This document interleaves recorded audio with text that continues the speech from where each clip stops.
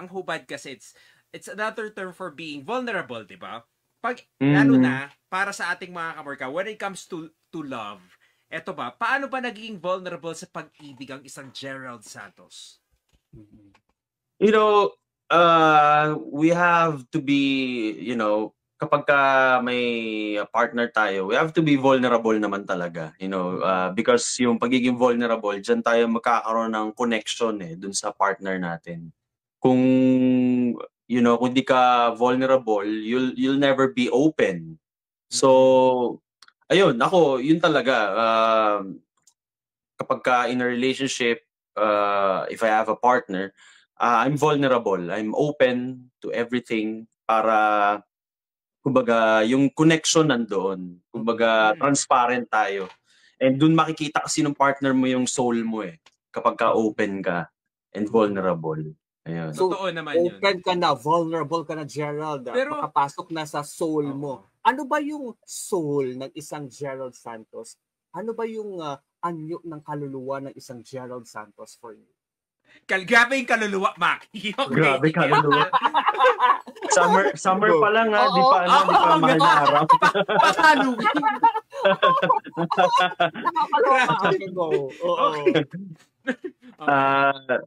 Ako, I would say, ang hirap naman, parang magbubuhat ako ng bangko pag sinabi ko ano ba yung di ba? Parang siguro I would just say that,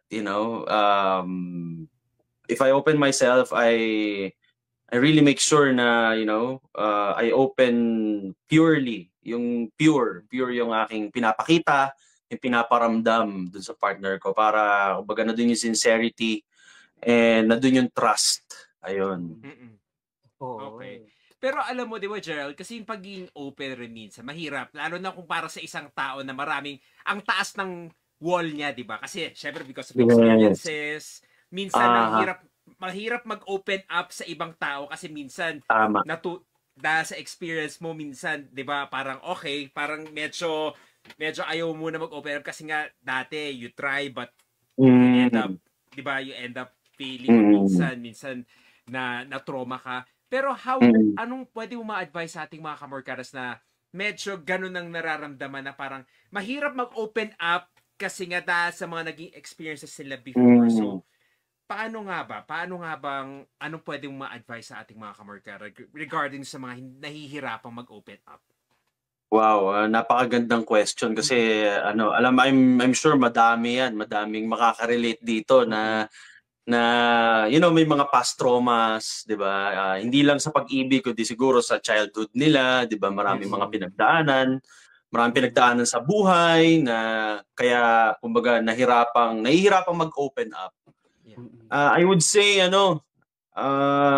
kumbaga pray to God na, 'di ba? Kasi kapag nasa center mo si God ay talagang magkakaroon ka ng comfort kasi na yung trust nandoon kasi you're guarded, you're being protected, you're being guided by God. Ayun. Kumbaga and nandun na rin yung magiging healing sa iyo. Nandun na rin yung magiging healing na you're being comforted by the Lord. Ayun. So sa mga nahihirapan mag-open up, darating din yung time na siguro mahahanap din nila yung tamang person kung kanino talaga sila mag-open up kasi mahirap talaga and naiintindihan ko yan kapag syempre lalo sa umpisa, 'di ba? Parang hirap mag-open up talaga agad-agad, hindi yan basta-basta. And sa experience mo sa mga siguro naka-experience sa ganyan ay medyo talaga high yung guard nila. So, nasa sa inyo na lang siguro yung kung ano yung mga criterias nyo, kung ano yung mga requirements nyo or yung mga checklist nyo na okay, ito good to. Okay, green flag to. Check. Bago kayo mag-open up. Ayun. Ang dami namin natutunan sa iyo, Gerald. Alam namin magaling ka kumanta, pero ang galing mo rin pala mag-advise. Oo nga. Pwede kang tanungan eh. Feel ko ikaw tinatanungan, Gerald, ng mga kaibigan mo. Uy, ano pwede kayang gawin dito, pre? Ganyan. In fairness, medyo. Actually, medyo. Oh, ang galing niya mag-advise mga kabarkada. At sana marami tayong natutunan ng mga kabarkada today with the single of Gerald Santos na Hubad. So don't forget na pakinggan yan. Maya-maya mga kabarkada, malalaman pa natin kung paano yung supportahan at pakinggan pa sa inyong mga, i-add sa inyong mga playlist. But for now, Gerald, may kaming challenge sa'yo. Ayan, ito. Nako, yan na. Papahirapan ka namin ng very, very slight sa ating Bigla program. akong kinabahan. Oo, kakabahan ka talaga dito. Title pala mga kabarkada, magugulantang ka talaga. Kasi we're on challenge for Gerald Santos today at tatawagin natin tong Hubad Challenge. So, di ba? Sa Hubad Challenge, in line with your single na Hubad, papakinggan natin at titingnan ang mga vulnerable moments ng isang Gerald Santos. So, handa ka na ba sa ating Hubad Challenge, Gerald? Sige, go na natin yan. Parang naramdaman nyo hesitation ni Gerald kasi kinabahan na siya. Pero huwag ka mag-alala, Gerald. Tulad lang sinabi namin sa inyo, good time lang talagang hatid namin dito sa programa natin. Kaya eto na, para sa ating unang tanong, Gerald, here we go, para sa ating Hubad Challenge. Pakita na natin, para mawala yung kaba ni Gerald. Eto na. Ayun na ang ating first question. Go, Maki. Ito yung ating unang tanong. Ano ba yung part of the body that attracts you first sa ibang tao, Gerald? Ayan. Of course, yung eyes. Ay, mata. Yung eyes. Mata. Kasi, di ba, pagka... Sorry? May specifications ba ng mata? Malapad na mata, maliit na mata, blue na mata, brown na mata? Do you have any specifications sa mga mata? I would say, yung sakto lang, hindi naman masyadong singkit. Yung Filipino, Pinoy na eyes. Okay. Yung ganyan na eyes, yeah. Yun yung kasi, di ba, pagka nakita natin yung person, di ba, pag na-meet mo siya, yun naman yung una mong makikita talaga. And pag nakita mong, wow, very, very beautiful eyes, tapos doon mo makita yung sincerity, yung soul niya, ayun. The eyes are the windows of the soul, mga kamarkada. So kung makita kayo ni Gerald Santos, kailangan makahilamos kayo, mga kamarkada, lalo ngayong umaga, ha? Kasi may mga muta pa kayo, mga kamarkada. May morning glory. Oo, totoo yan. Kaya go. May tips na kami para sa mga fans ni Gerald Santos. Tingnan natin sa ating pangalawa na scenario, Gerald. Let's go. Okay, ito naman. Para naman sa ating, kanina natanong natin yung parts of the body. Ngayon naman, ito naman, punta naman tayo sa ugali o sa character. Ugali ng isang tao na nakaka-in-love. Ugali. Yung not to mention pero gusto ko talaga yung yan, God-fearing and loyal. Ayan. At malambing. Yan. God-fearing, malambing, mga kamarkada, at yung sweet, mga kamarkada, gusto ni Gerald Santos. Pero eto, Gerald, when it comes naman sa mga ugal, ay sa personality, saan ka ba mas unang nagiging kampante? Sa isang taong extrovert o sa isang taong introvert? Mas ako sa introvert. Mas na-attract ako sa introvert. Kasi originally introvert ako eh. Originally? Gets namin yan, Gerald. Maniwala ka ba sa hindi? Kami rin lang. Bago kami naging DJ. Napilitan ka ng maging di ba? Napilitan ka sa trabaho, sa career. Correct. Pare-pareho tayo, di ba? Kahit ayaw nilang maniwala, uy, introvert ka, di kaya? Di ba? Minsan may mga ganun. Pero di ba, babalik ka pa rin, magmo-morph ka pa rin dun sa original form mo. Di ba? Oo, totoo. In life ba, Jer, kasi uso to sa mga Gen Zers, ikaw ba'y OA in life or nonchalant in life? Oo. Sakto lang, laid back. Nasa laid back side ako. Ng pamumuhay. Chill lang, chill. Chill lang, mga kamarkada. Tingnan natin sa ating huling scenario. Ito kasi isa ka sa mga premiadong mga singers talaga dito sa Pilipinas. Kaya tatanungin namin itong last natin sa ating Hubad Challenge. Let's go! Ito, sino ba yung mga celebrities that you would like to work with in the future, Gerald? Siguro sa kaya lang actually isa sa mga dreams ko talaga, and I had the opportunity na ma-meet siya, nadalaw ko pa siya, si Ate Guy sana. Kaya lang syempre pumanaw ng ating superstar. But gusto ko makatrabaho siguro sa lalaki, sina Sir John Arcilla, napakagaling na aktor. Sa singers, of course, yung mga idols natin, Gary V, Martin Rivera, Gary V, Martin Rivera, and tapos sa babae, sa actress, maybe, you know, if Love Team or a partner on screen, parang pwedeng Catherine Bernardo or Liza Soberano, yeah.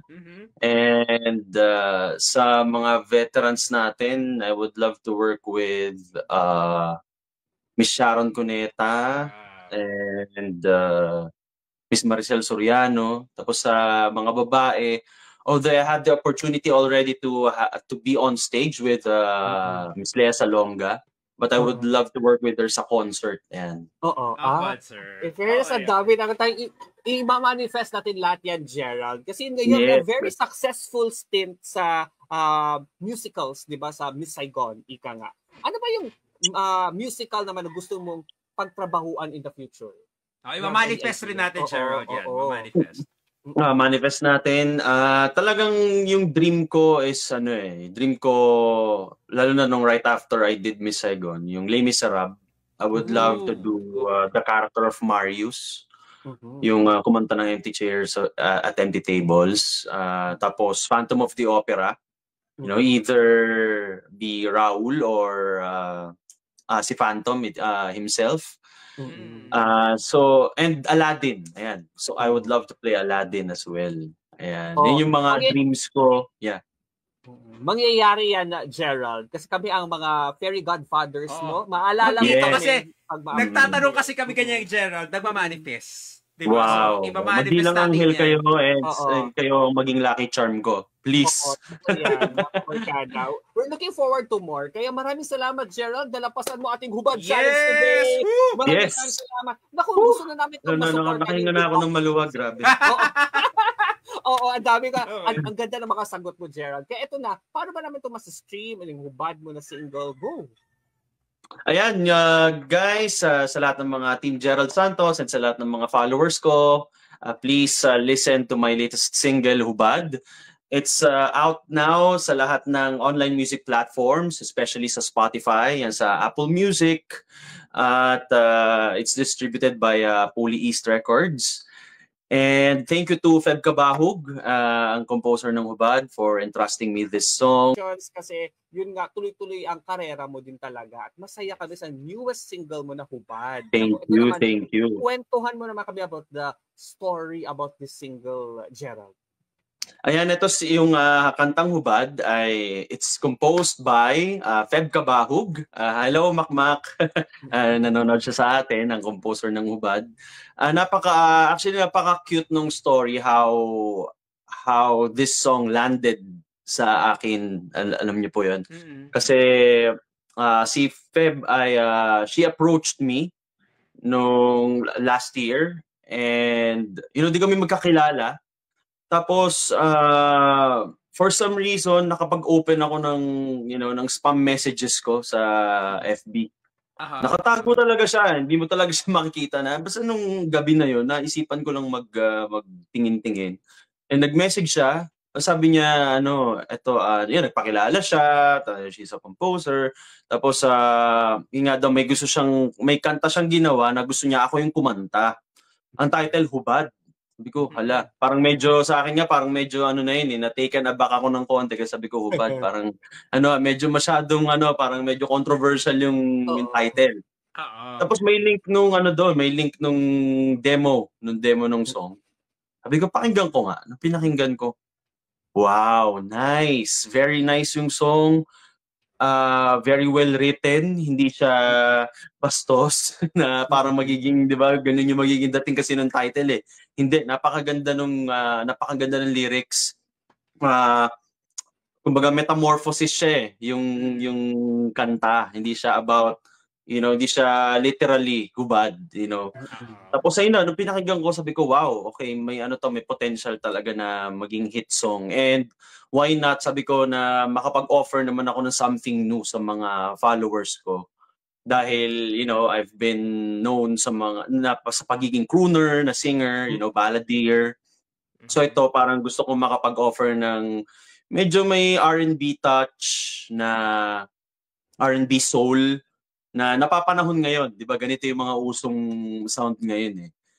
Kaya ayun, nung nagkausap kami ni Macmac, sabi ko, sige, I'll record this song. Wala na tayong pag-usapan para lang, kumbaga, magkatulungan tayo. Ayun na, then ni-record ko yung song, and then now, ito, na-record na, and nandito ngayon sa MOR, and thank you so much for, for allowing my song to be here. Ayan. Oo. Kasi ang sweet ng song din na mga kamarkada, ang hubad na single ni Gerald Santos is very sweet and intimate, mga kamarkada. Kailangan yung pakinggan. Tama, Bong? Oo nga, yes. Kaya nga Gerald, nako, lesson learned rin sa kwento mo sa ating mga kamorkada, i-check po ang mga inbox. Yun po. Yes, spam messages, guys. Spam messages. Kasi, gets naman Gerald, kasi minsan di ba pag napupunta kasi sa isang folder yung mga messages, minsan di mo na rin na-check, di ba? So, okay, lesson, di ba? Kaya lesson learned. Para sa kasi ano yan, dalawa, di ba may message requests, so may spam pa di ba? Yung spam, di mo na talaga makikita. Pero, for some reason, napuntahan ko yung spam and nakita ko yung message niya. So, parang meant to be itong song na to na mapupunta sa akin. Buti nakinig ka sa gut feel mo, Gerald. Sinundan mo yung gut feel mo. Sige, okay. Check ko nga this time around. Di ba? At least na-discover mo tong song na to. Pero, years, parang ang gwapong pa rin. Ano ba yung sekreto ng gwapuhan ng isang Gerald Santos para ma-apply din namin, Gerald? Ano lang, basta less stress sa buhay. Just be happy. Laging good time lang. Good time to lang, di ba? And yung makasama mo yung mga mahal mo sa buhay, yun lang siguro sikreto talaga. Less stress pala mga kabarkada. Teka lang, makipag-away muna ako sa mga kapitbahay ko, mga kabarkada. Kasi para makamove on ka na. Final na mo muna. Correct. Para hindi pa valid kay Makian ngayon kasi may pinagdadaanan siyang kailangan niya ng may stress siya ngayon sa kanya. Kailangan niya munang mailabas yung kanyang kailangan mo na may outlet muna. Totoo yan. Last year, I decided to have a gym membership again. Although kahit wala akong gym membership, talagang at home, hindi ako mag-workout at home. Kasi, just jumping ropes, body weight exercises, meron akong dumbbells din dito para, hindi mo napapabayaan yung katawan mo. Tapos ngayon, syempre yan, sa gym, mas marami kang magagawa, mas kompleto equipments. Ayan, and yung proper diet, of course. Wag natin pababayaan yung diet kasi kahit anong gawin nating exercise, kung yung diet natin is messed up, wala din eh. I remember a few years back, nung nagsisimula pa lang ako mag-workout, yung trainer ko nun, sabi niya, sabi niya 70% ay diet, and 30% lang ang exercise. Pero ngayon, itong sa trainer ko ngayon, nagulat ako, sabi niya, 20% na lang ngayon ng exercise, 80% na ang diet. So, actually, magiging fit ka with just merely, eating the right food, right amount. Kahit less exercise lang, yun. Diba? Yun ang realidad, diba, Gerald, na yun pala, para kung gusto mo magka-abs, diet pala talaga ang katumbas, diba? Kasi, diba, ang misconception talaga pagdating sa, kunyari, gusto mo maganda yung katawan, ang iisipin mo agad, kailangan mag-gym ako, kailangan magbuhat ako ng ganito, kailangan naka-sit-ups ako ng ilan. Pero yun pala, ang reality, kailangan talaga, side by side, kailangan may diet rin katumbas ang pag-exercise. Yes, and for sure, baka maraming nalungkot sa mga nanonood at nakikinig sa atin doon. Kasi, biro mo 80% ang diet, parang di na ako mag-exercise. Baka sabihin nila ganun, di ba? Kakain na lang kami, Gerald. Basta fiesta season pa naman dito sa Visayas. Kakain kami ng marami na lang. Pero, congratulations. And sa lahat ng Team Gerald Santos na nakikinig, hello sa inyong lahat. And ayan, sa aking yung mga sockmeds ko, ipopromote ko na rin yung aking Facebook fan page. Please like and share. Facebook.com/The Ballad Prince Official, or just search yung Gerald Santos with a blue check. And sa Instagram, The Gerald Santos, may blue check din po. And sa TikTok, The Gerald Santos as well. And sa YouTube, yan, meron akong YouTube channel. May mga vlogs akong ginagawa from time to time. Yan, kung gusto nyong ma-update sa aking buhay-buhay, ay just subscribe sa aking YouTube channel, Gerald Santos Official YouTube. Ayan. Greetings pa, Gerald. Oo, babate. Batiin mo na sila. Ayan, sa lahat ng Team Gerald Santos, hello sa inyong lahat. Hindi ko nakikita yung mga nag-isa-isang nagko-comments, but lahat ng Team Gerald Santos, thank you so much sa pagtutok, sa patuloy na pagsuporta. I love you all. Ito si Dimples Cervantes, Bianca Nicole Rodriguez, Mini Miles, maraming salamat, Miss Emerita Figueras, Dominic Canyo, Team Fruit Salad, maraming salamat, Carlo America, thank you so much, Melissa Corpus, Precious De Leon, happy 19th anniversary daw in showbiz industry, Idol Gerald, sabi ni Precious, Joel De La Cruz, maraming salamat, Aimee Sotero, kay Denise Zacador, Jesly Texon, maraming salamat, Jessel, Wenny Galvez, maraming salamat, at sa lahat kaibigan natin, Precious Andeleon, lahat yan sila, Gerald, nagmamahal sa iyo. Yes, hello, salamat sa inyong lahat, salamat. Thank you, MOR, thank you, DJ Mappy, DJ Bong, thank you so much. Ayan. Idol ka namin, Gerald, at we're so happy kasi this is your thriving era. You're glowing more than ever, giving us singles more than ever, mga projects ang gustong-gusto namin. And we're looking forward to more, Gerald. Okay? Ang time ng show natin, time to. Ano ba para sa iyo, Gerald, ang isang good time? Ang sa akin ng good time ay, just, when you wake up, just chill in the morning, have your coffee, grab your book, and look at the sunrise. Yan ang good time for me. Yes. Okay. Mga to appreciate mga moments na minsan nakakalimutan natin, no? Dahil padalas natin nakikita. The simple things that will make us talagang appreciate life talaga. No? Yes. Diba? Yung mga simple things, yun yung mga minsan na neglect natin, but yun yung precious and, we have to be thankful for. Yun. So Gerald, sana balik ka agad-agad dito sa Good Time to. You're always welcome dito sa aming programa. Okay? Once again, mga kabarkada, don't forget to stream Hubad out now sa lahat ng mga digital streaming platforms distributed by Police Records, mga kabarkada. And don't forget to follow Gerald Santos sa mga social media accounts. Once again, mga kabarkada, we have Gerald Santos sa Good Time to. Thank you, Gerald, for joining us. Thank you. Thank you, Good Time to. Thank you, MOR. Salamat. Thank you so much. Maraming salamat.